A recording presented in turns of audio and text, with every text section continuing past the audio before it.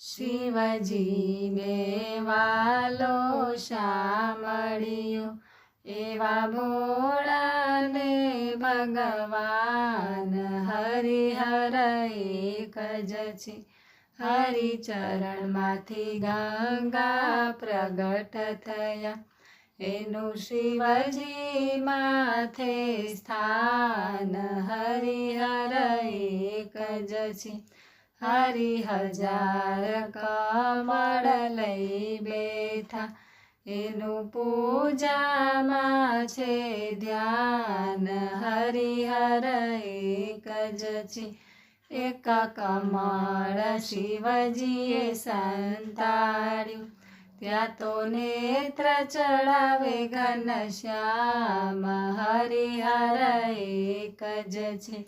ત્યારે તરત શિવજી પ્રસન્ન થયા,